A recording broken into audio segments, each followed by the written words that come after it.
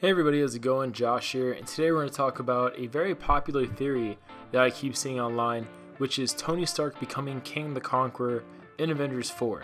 Now, this theory doesn't really make any sense, even though it is a really interesting theory, because of various reasons. The first kind of starter for why it doesn't really make any sense, and why it's almost impossible to happen in Avengers Endgame at least for sure, is because Kang is bundled up with all the other Fox characters still technically owned by Fox, and as of writing the movie, when production was going on with the movie, filming, all that good stuff, post-production even, and I guess the release of the movie might happen after the Fox deal is officially, closed and Fox characters are officially back with Marvel, but everything that would be necessary to include the characters during the writing and the filming of the movie, and even post-production, likely none of that's going to be completed after the fact of the Fox characters coming back. So it makes it highly unrealistic for someone like Tony Stark, for example, and for a plot line such as Tony really being Kang. It really makes it implausible for something like that to happen. It just makes no sense.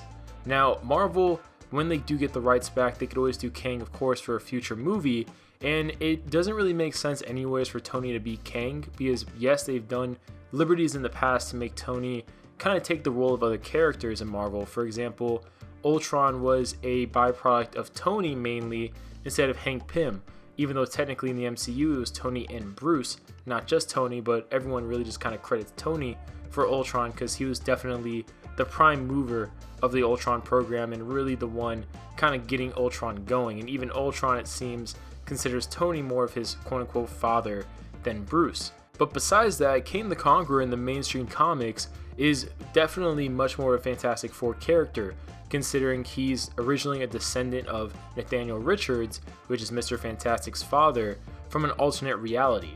And even the ultimate version of Kang the Conqueror in the 1610 universe was simply an ultimate Sue Storm from a dystopian future. So really, no matter really how you slice it, there's no clear-cut connection you could do for Kang being Tony or Tony being Kang. I mean, the only connection you can kind of work with, theoretically I guess, is having a younger version of Kang because that's Iron Lad.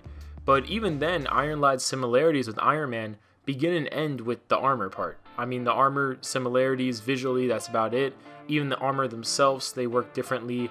And besides the armor looking a little bit similar in some ways, it still wouldn't make sense with Tony Stark's arc. The most logical way for Tony to end his arc as of currently is him getting married with Pepper, formally retiring, settling down, and being finally at peace, knowing Thanos and that thing that's been making him paranoid over the years since the event of Avengers is finally taken care of.